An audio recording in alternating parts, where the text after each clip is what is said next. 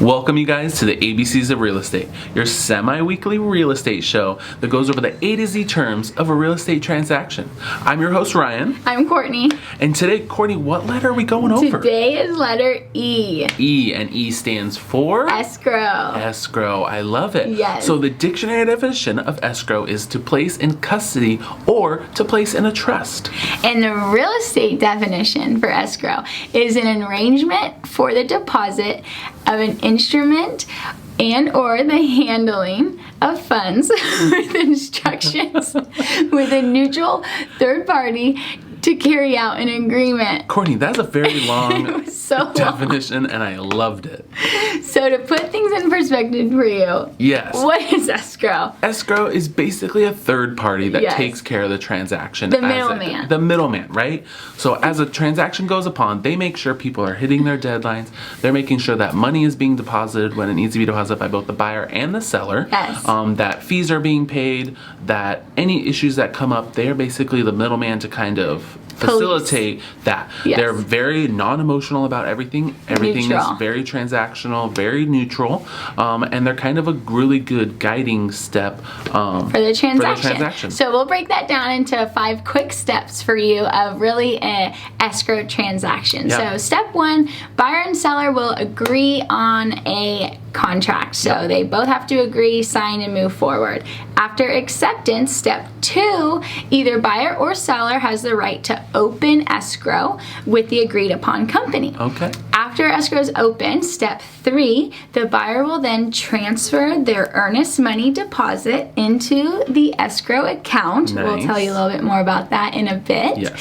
And then step 4, buyers will do their due diligence, they'll do their inspections, make sure they're moving forward and they're comfortable with everything before step 5, when the buyer wires the remaining closing costs and down payment to the escrow account again. Yep. And then once it closes and records, escrow will disperse those proceeds to the seller. Everyone gets paid. Yes. Yes. So what do we do to help with this? Are basically the buffer between you and the escrow. So whether you're selling or you're buying, we're basically your buffer. We make sure that you are kind of we're On the track. hand holders of the Yes. of the transaction, and I make sure. Yes, I'm good. Breath there. I'm good. We Okay. make sure that you are depositing when you need to deposit, and you have all the information. But how that do you they need. know when to do all They this? know that, Courtney, because I was getting there, because we give you an escrow timeline, right? So we lay out basically a roadmap of the whole transaction. Yes. And I mean, transactions change. We just had one that we thought was going to be 30 days. It was 126 days. Yes. It was, we represented the buyer. It was a for sale by owner. So the seller thought that she could just sell her house on her own. And it was a nightmare. A long process. yeah, Not that's a that we better- don't like long escrows, that's fine. Yes, because we have a But- great escrow team. Yes. But yes, definitely a long escrow. And things change. And as they change, we're there to kind of guide you, make sure you know that about the changes, and make sure that you have updated everything Yes, for moving the forward. rest of the transaction. Yeah. And so you're probably thinking, who pays for all this? And, Yes. where are these costs associated? So to break it down for you, in San Diego, generally, a standard transaction, the buyer and seller will split the escrow fee in half. So they'll each pay for their own side. Of course, everything is always negotiable, but that's kind of the go-to in San Diego. Some states have fixed rates. Some states don't. In San Diego, generally, if your purchase price is higher, then the escrow fee is also going to be higher.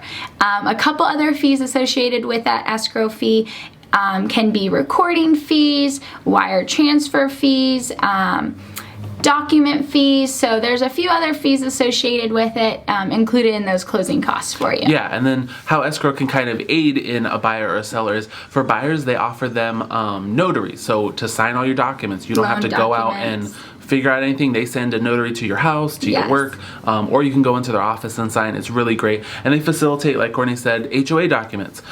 So when you are buying in an HOA, so whether a house, townhome, condo, they Order make those. sure that those are ordered, and they Yes. send them to us so that we can all review them. One buyer signed their loan documents 20 minutes before getting on a plane, Yep. and our escrow team was great in being able to get a notary over to his house downtown really quickly, sign, and he was off to Canada.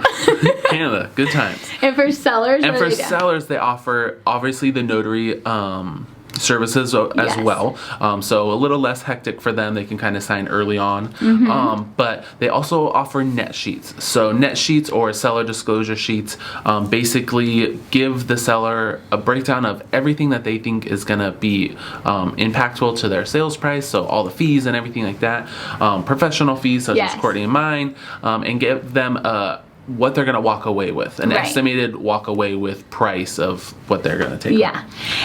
And so like we briefly touched on, escrow account. So we don't want to be too Yes. confusing, but in addition to escrow, you'll have an escrow account. And again, this is the account that's neutral, where your earnest money deposit will go, where your remaining down payment will go, and each escrow office can vary. So some escrow offices only have 1 or 2 people. Some escrow offices have a whole team working for you. So those can vary by company.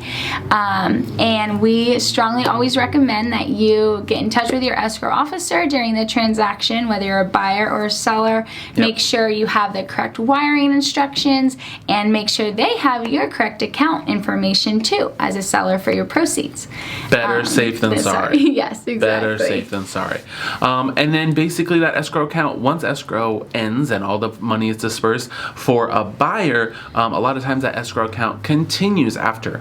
So what basically a lot of lenders require now is you to put your money into an escrow account, and then your taxes and your homeowner's policy. insurance and your mortgage payment are paid out of that third party kind of pocket of Impound money. account. Impound account. Yeah. Yes. So you'll hear that more You'll in hear our that mortgage more. video. Mortgage video. Yes.